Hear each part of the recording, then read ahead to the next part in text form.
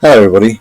I was driving in my van, and I don't know why this suddenly, because I'm thinking, um, as everybody else is doing, about the issues of black people. Um, I'm always thinking about issues of black people in America. Um, Life here in the UK is okay. You still get your bastards and your twats. Um, a lot of this subtle nonsense that goes on. It's not as overt as it used to be because now people know that you're going to react with a bit more force and not just be polite anymore.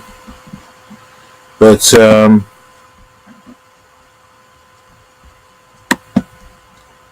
as you can see, there are numerous. This is quite a good site, the Black Inventor,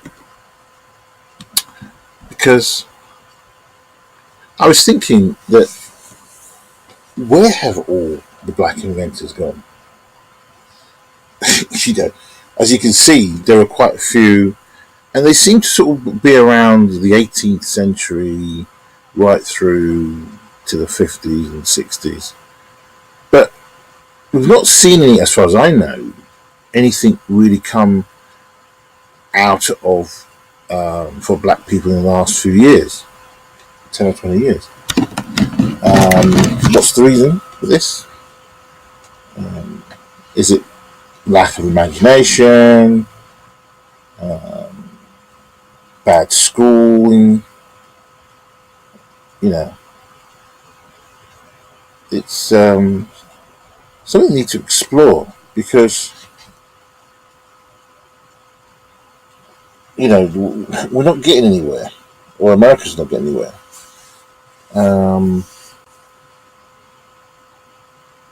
So let's look through some of these. I'll look for the male ones. I'm not going to go through every single one of them, but we can go one by one. See, apparently this guy invented a wooden butter churn. Great. Not interested.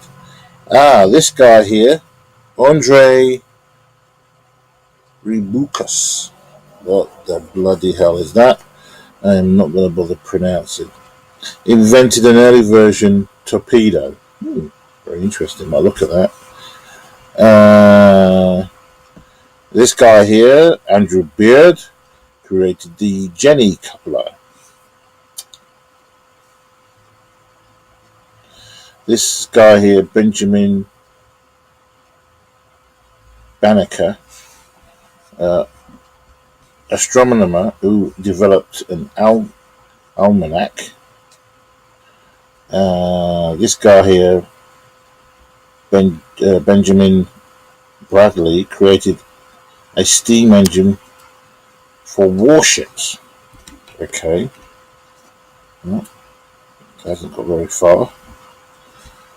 This guy, Benjamin Montgomery, developed a special steamboat propeller. This is quite interesting. This guy created an answering device, sorry. This guy developed the road street sweeper. Charles Drew, pioneer of the modern blood bank.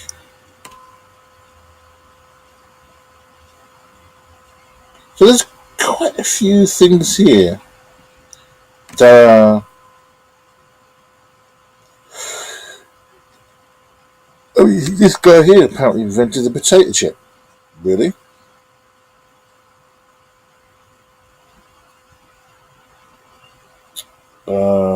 This guy looks really clever anyway. You can see it in his face. Measuring and detecting ultraviolet light. Really? This guy invented the semiconductor? Right, okay, let's this is and here's this guy here. Garrett Morgan, inventor of a traffic signal and gas mask. Now, I have read this before. There was something about the traffic signal that there were other people developing the traffic signal. Whether his traffic signal was the version that they went with, that's really to be seen. But let me look at this guy here, George Alcom. Okay.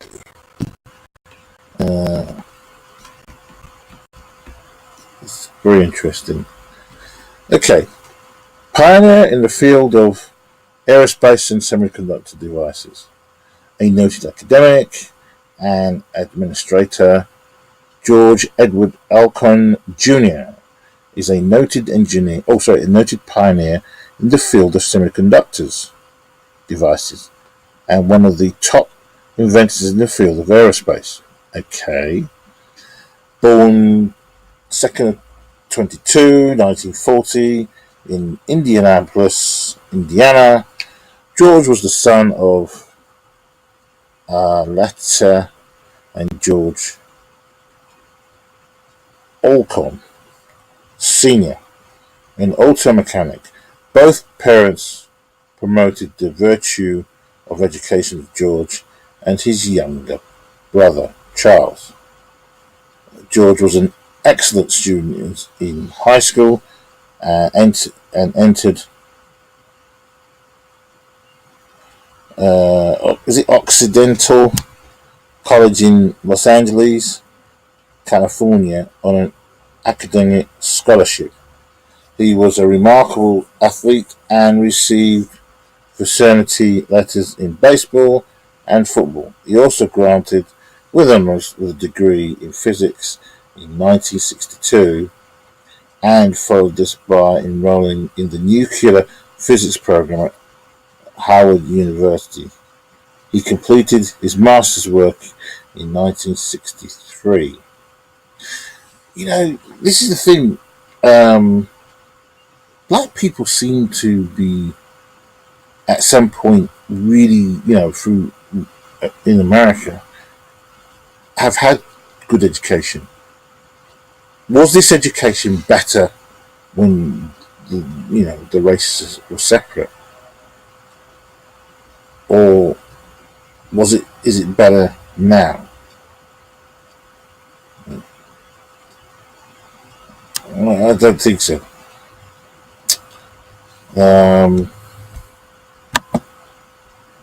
So let me just read through this.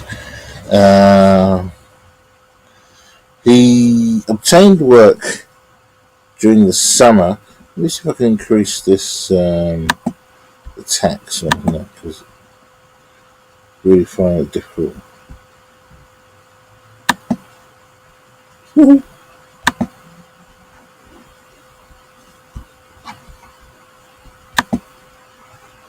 Oh yeah.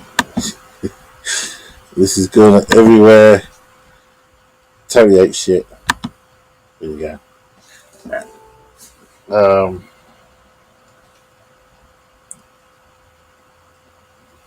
So I'm just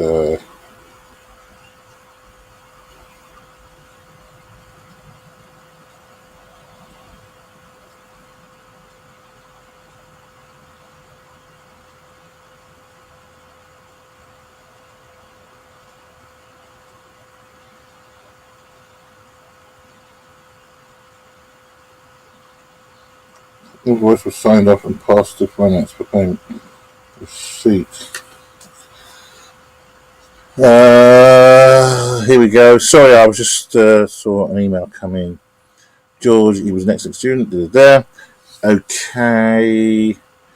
He obtained work during the summers of 1962-63 at North American Rockwell. It's quite leading. The Rockwell was quite leading American company at one time. I don't know whether they're still going today or not. Yeah, I think they are actually. Yeah, a leading aerospace company. He worked in the company's space division and was assigned to perform computer analysis on the orbital mechanics and launch trajectories for rockets and missiles. You know, the funny thing about this is that if black people are as thick as a bag of shit, why were they being given, um, these tasks to do? He was assigned to perform computer analysis on the orbital mechanics and launch trajectories for rockets and missiles. You know, I mean, so this notion that black people are not intellectual is really down to the environment. I think everybody is capable of getting really good results, but if your environment is really, really shit, basically, if you're an average student, most kids are average students. If they're pushed by their parents and they go to fairly good schools, they gradually become better than average. But if you're a below average student and you want to get to the average and above, it's difficult. But if you are a very intelligent person anyway, regardless of the school that you go to, you will progress forward, regardless of the obstacles that are in front of you. And for some people, that they're lucky if they're really intelligent already, but they go to bad or poor schools, they have that advantage. If you're an average like myself, and you wanted to go further, I never went to university, didn't get to university, but that was because I believe of circumstances of how I grew up. When my parents came here to the UK, I've been to an average of about 6 to 8 schools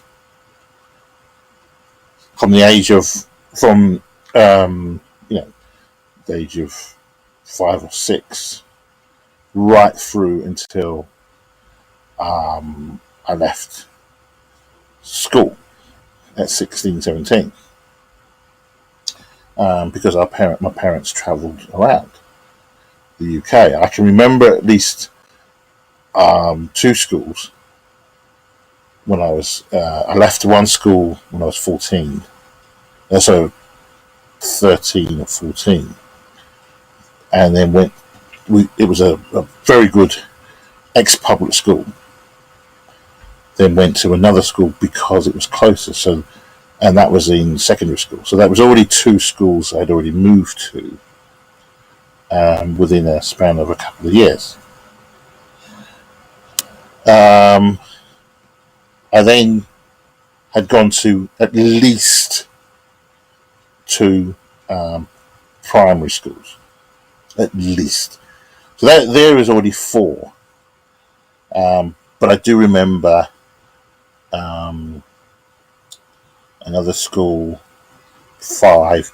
So yeah, there's about 5 to 6 schools before I left school that I'd been to. Now, usually kids go straight from primary school. All right, they go to kindergarten, primary school, and then big school or high school. I went to, as I say, at least 5 to 6 schools, which was quite disruptive. Having to settle, it took time.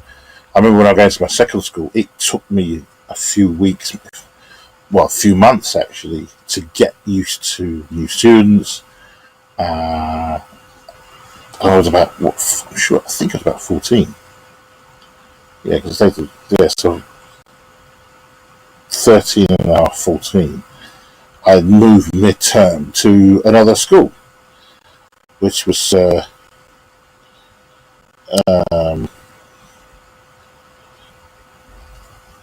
quite disruptive for me. So I'm quite, I eventually got an ONC in telecommunications and electronics from college. Um, I didn't get any O levels. I missed out on an O level. But as I said, if I'd have been brought up in a steadier home, mum and dad, everybody, you know, I would have achieved far more. I would have probably gone to university. I really do feel that, but I didn't get there. But so, um, that's life. Anyway, let's continue with this because it's quite interesting. Some of his work involved the Titan and Saturn rockets for the National Aeronautics and Space Agency, NASA, Apollo space missions, and as well as the Nova missile. In 1964, Alcon applied for a research grant from NASA to study the concept of negative ion formation. He was awarded the grant and conducted research from 1963 to 1967. At the same time, he was enrolled in the physics program at Harvard University and received a PhD in atomic and molecular physics in 1967. Finally, after tremendous success in research, George took a moment to focus on his personal life and get married to Maria Davila in 1969.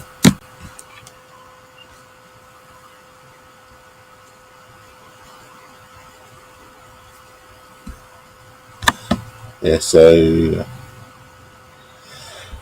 boys and girls, we're just going to pause this. Many of these inventors that we're seeing, let me just get out of this, there we go.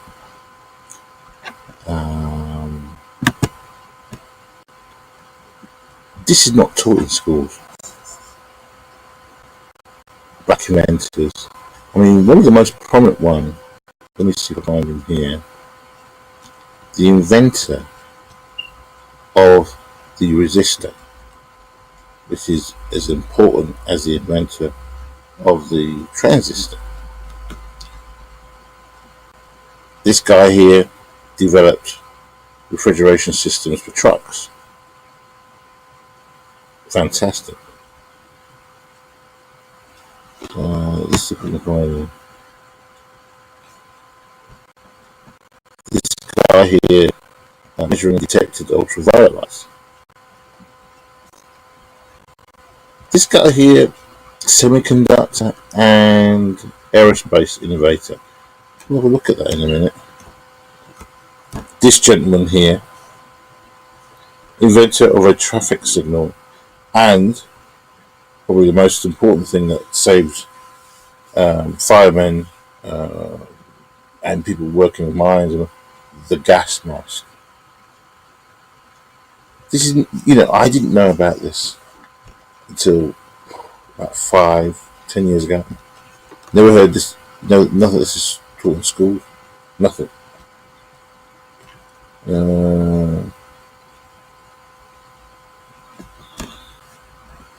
Jack Johnson, boxing champ, invented a wrench. Really?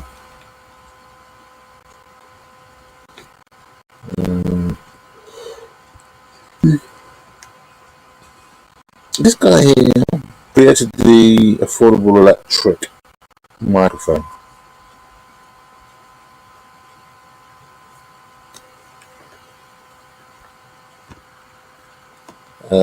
John Lowe invented the early pencil sharpener. This gentleman here invented an improved light bulb. Louis Lessinger.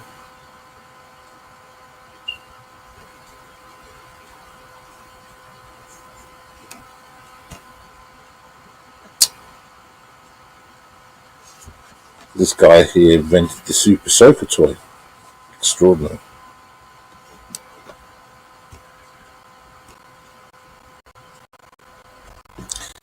Here we go. Invented resistor for pacemakers, but he also invented the resistor. Now, this is the job I was looking for. I mean, there are other people here who can go through these, but pioneered the field of fiber optics. Let's read that. We've got to.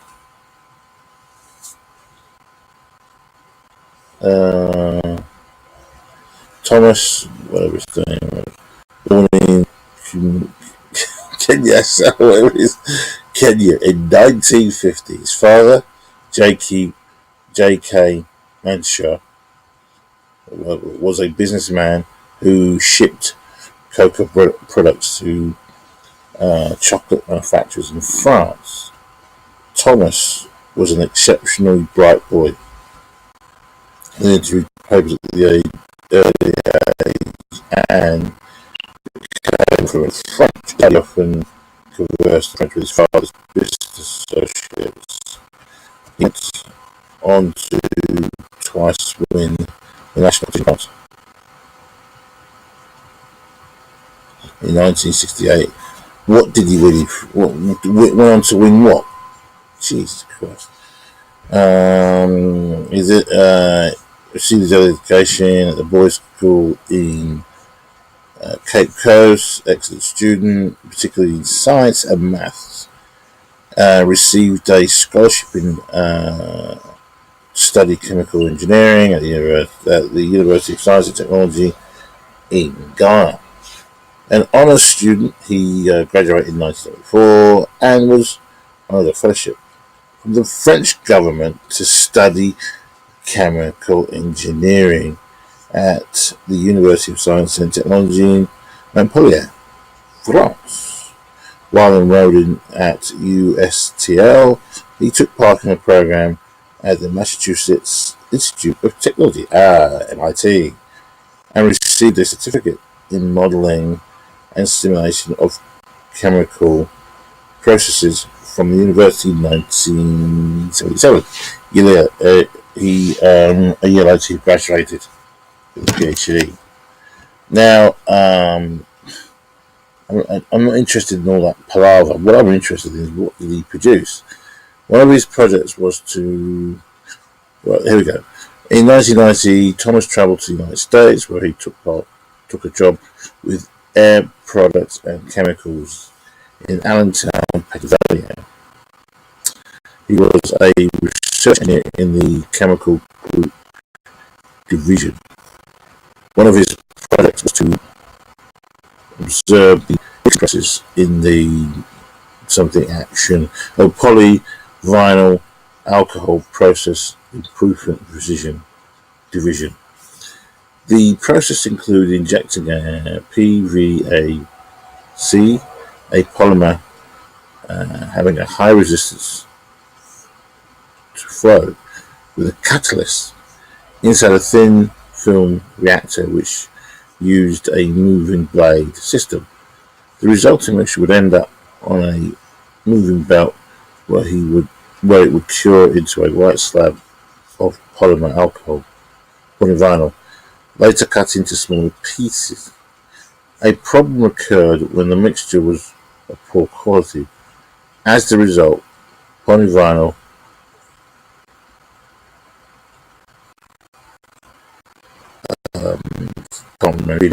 did not cure properly, resulting in an unusable product and often causing a shutdown of the manufacturing process.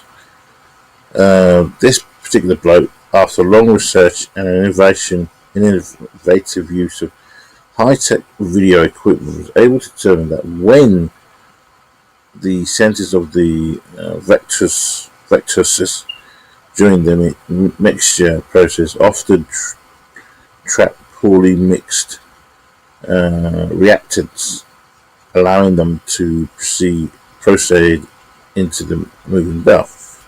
So this guy solved this by altering the blade configuration in the mixing process, as well as altering the notch depth. This redesigning the high-speed thin film industrial mixers produced a much purer blend, thus improving the efficiency of the process and which shut down the plant. He was awarded by winning second prize in a prestigious research competition. Yeah, fantastic. Let's continue. Let's see what he's actually done. In 1983, he joined the Cornering Glass Works in Cornering, New York, as an engineer. He was brought on to help solve efficiency problems in the cornering fiber optic manufacturing process. Fiber optics refers to the design and application of optical fiber.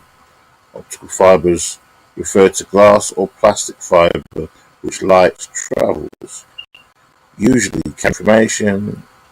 Fiber optics wires or cables are more efficient conductors of communication material than metal wire. Unfortunately, at this time it was difficult to increase the production of fiber optic material because the delicate glass fibers would break very easily in the production speed if the production speed was increased. Thus, in the drawing and coating phase, the process was limited to using only 2 meters per second of fiber optic span. This guy saw that during the coating process, bubbles were being trapped in the coating surface during the curing process. This caused inefficient losses of data. Using his knowledge of boundary layer theory, he solved this problem by injecting carbon dioxide gas near the boundary layer during high-speed coating process. This eliminated the bubbles from forming. He also was able to increase the strength of the glass, allowing the manufacturing process to increase to 20%, a tenfold improvement. He was awarded patents for each of these improvements along with 2 other patents for additional work. 1986, Thomas moved on to ATT Bell Laboratories in Georgia. Georgia is in the south, isn't it? Is it in deep south? Why are people going into these places? But people, because the south is not very welcoming, it seems. At Bell, he focused his attention on creating missile systems which utilized fiber optics for their guidance systems. In these systems, a small camera in the nose of the missile delivered images of a target through the fiber optic wires to the pilot, who could then lock onto the target and hit them with extreme accuracy and precision. Dr. Massai, or whatever his name is, and his colleagues developed vessels that could use fiber optic technology while traveling at max speed, the speed of sound. Okay, that's good. In addition to his work with fiber optics, the doctor found success in other areas of science. He has created superconductors for space communications, designed a system of creating solid-state rechargeable cell phone batteries, to develop new filament wound composite structures to be used to provide light replacement for tank gun barrels, among many other inventions. He would eventually become the founder of Georgia Aerospace, which manufactured specialized component structures for stealth aircraft. This guy is a, and also, in almost every aspect of his career, Thomas has met with enormous success on products that have great historical significance.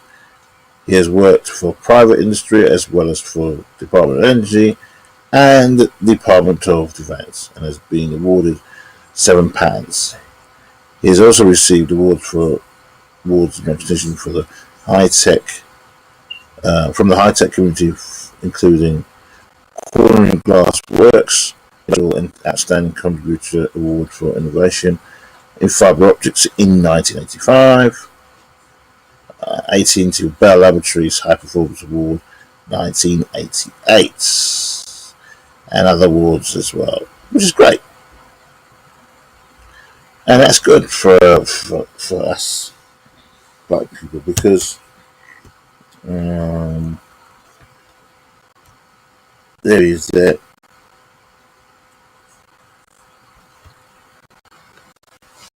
So, this misconception that black people have very low IQ is just, these are examples of where, black people have proven themselves to be, great, can be great innovators, and have produced some very important things that have helped, the world. I have an interest in electronics, so that's why this gentleman here, pioneer of modern blood bank,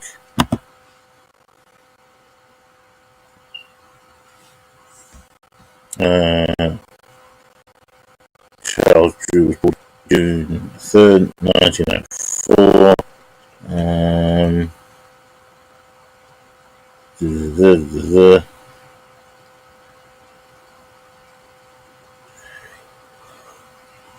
Yeah. The thing is, though, this guy looks, I'm sorry, but he does look pretty white to me. He really does.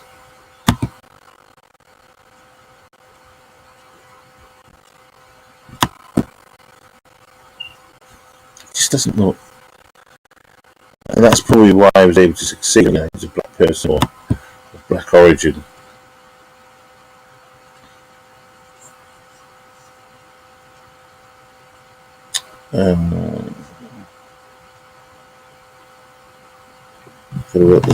So, yeah, see, the trouble is, it's very difficult to see this man as a black man. He just doesn't look like a black man to me.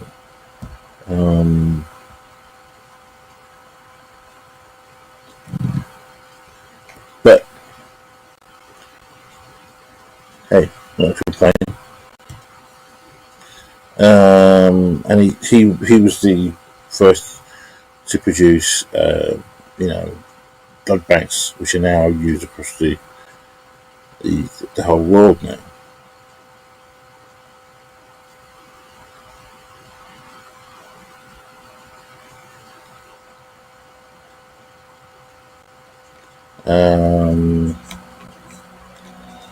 Yeah, so there's a lot here to go through over it.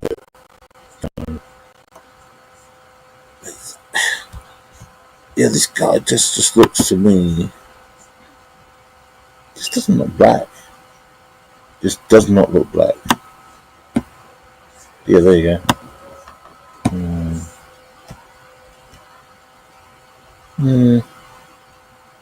Okay. Yeah.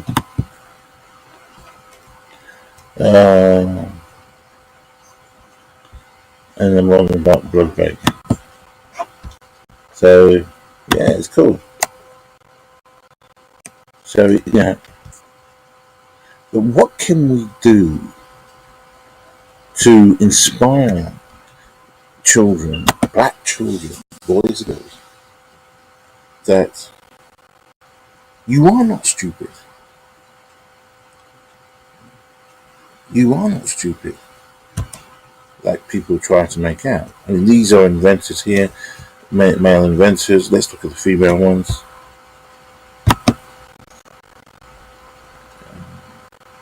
This should be being taught in schools. Okay, this is the black woman at all.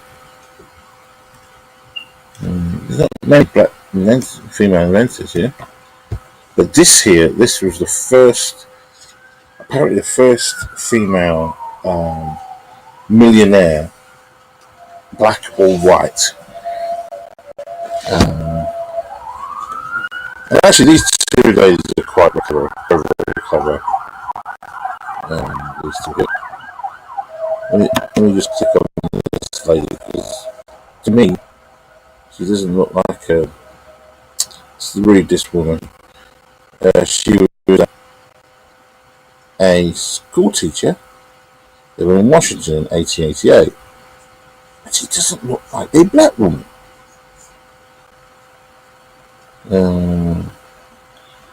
She rented. Alright.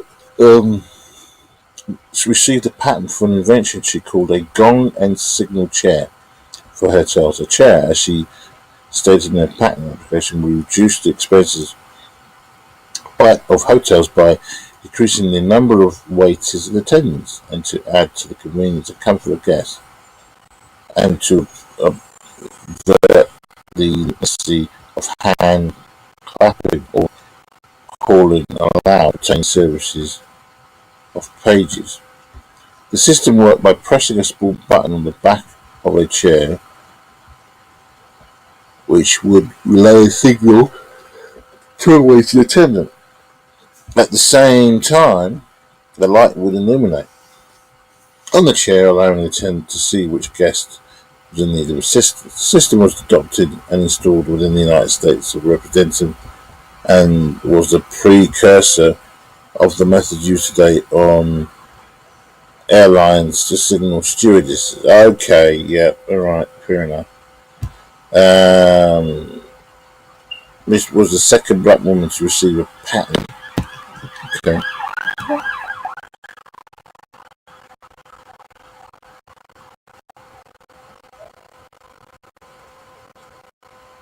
Yeah, I thought she was black. I knew she was black, so why is the picture of a white lady?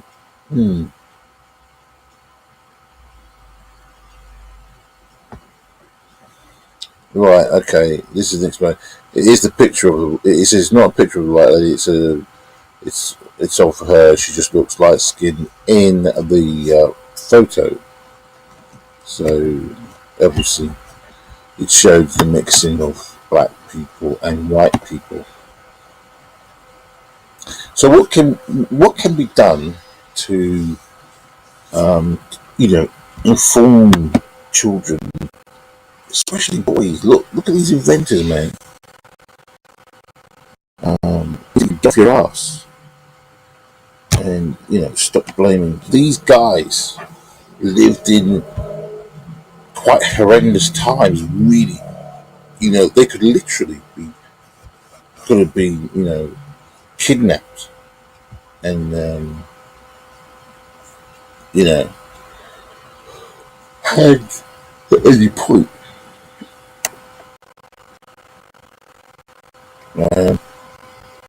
Yeah, they're all here. Invented by accident. Children here liked peanuts, obviously.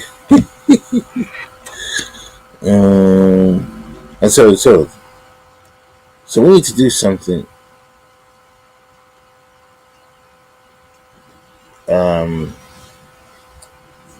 and become more inventive as black people, because we've shown here we can be inventive. So let's get off our backsides and stop being left behind. Okay, well, that's me out. Thanks for listening.